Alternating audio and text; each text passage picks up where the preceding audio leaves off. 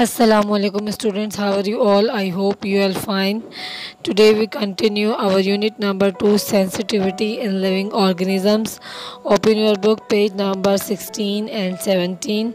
Today our topic is excretion. The removal of waste products from the body is called excretion. हम रोज़ाना बहुत सारा पानी पीते हैं और खाना खाते हैं। इसके अलावा हमारी बॉडी में बहुत सारा पानी होता है। अगर हमें अपनी बॉडी को हेल्दी रखना है तो हमें अपनी बॉडी के सॉल्ट्स और वाटर को केयरफुली कंट्रोल करना पड़ेगा।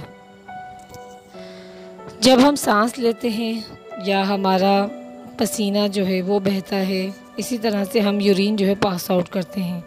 ये वो तरीके हैं जिससे हम वाटर को लूज़ करते हैं। सारा दिन हमारी बॉडी वेस्ट सब्सटेंस प्रोड्यूस करती है, जैसे कि यूरिया और कार्बन डाइऑक्साइड।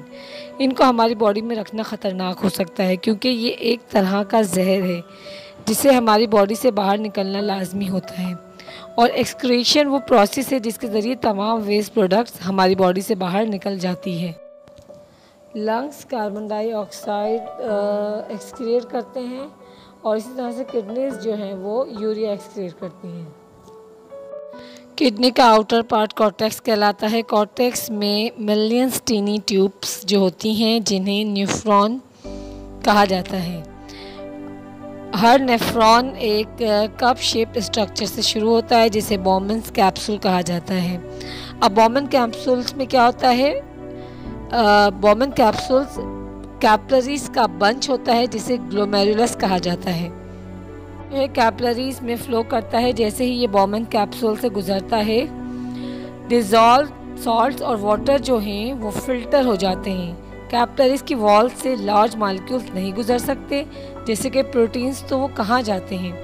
वो ब्लड में रह जाते हैं। इसी तरह से ग्लूकोज जो कि बहुत यूज़फुल है हमारे लिए, कैपिलरीज इसे एब्जॉर्ब कर लेती हैं। ये तमाम चीज़ें एब्जॉर्ब होने के बाद बाकी का जो लिक्विड होता है वो लार्ज पार्ट नेफ्रॉन का, जो कि लूप की तरह का होता है, वहाँ पास आउट हो जाता है।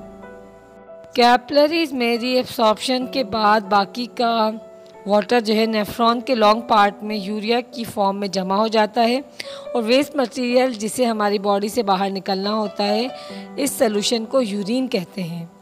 ये यूरिन कलेक्टिंग डक्ट्स के थ्रू ब्लडर के यूरेटर में आता है, जहाँ ये थोड़ी देर रुक के यूरिथ्रा के ज़रिए हमारी बॉडी से पास आउट हो जाता है। Disease of kidneys. अगर हम वाटर ज़्यादा ना लें, ना पिए, तो हमारी किडनी काम प्रॉपर नहीं करेगी।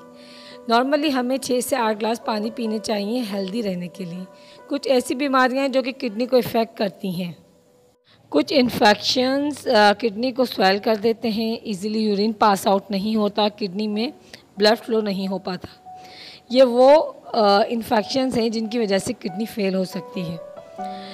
जब किडनी फेल होती है तो यूरिया और दूसरे ख़तरनाक किस्म के जो वेस्ट मटेरियल हैं ब्लड में जमा हो जाते हैं और इन वेस्टेज मटेरियल की वजह से जो पेशेंट होता है इसकी मौत वाक़या हो सकती है।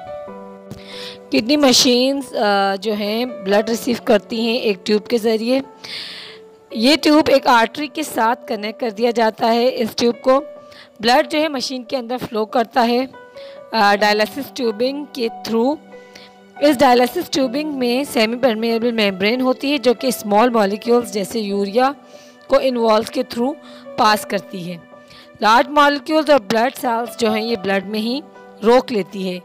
ये क्लीन ब्लड जो है ये ट्यूब जो कि वेन्स में कनेक्ट होती है पेशेंट की बॉडी में एंटर हो जाता है। किडनी को ट्रांसप्लांट करके उसकी जगह न्यू किडनी लगा के किडनी के डिजीज़ को जो है वो ख़त्म किया जा सकता है। जब किडनी ट्रांसप्लांट की जाती है तो क्या होता है कि एक किसी हेल्दी जो पर्सन होता है उसकी किडनी या कि जो उसका रिलेटिव होता है उसकी जो किडनी है उसको आइडेंटिफाई करके पेशेंट को जो है वो डोनेट किया जाता है। ऐसे तो बहुत सारे ऑर्गन्स हैं जिनको ट्रांसप्लांट किया जाता है, लेकिन किडनी ट्रांसप्लांट जो है ये सबसे ज़्यादा सक्सेसफुल जो है वो अब तक रहा है। इसमें चांस होता है कि ज़्यादातर सक्सेस ही मिलती है। स्टूडेंट्स, आई होप आपको आज का लेक्चर समझ आया होगा। इससे रिलेटेड असाइनमेंट कीजिए और स्कूल में सबमिट कराइए। अगर आपको कोई भी प्रॉब्लम हो तो आप चैप्टर की समरी को जो है वो देखें और वीडियो को बार बार देखें। Thank you so much.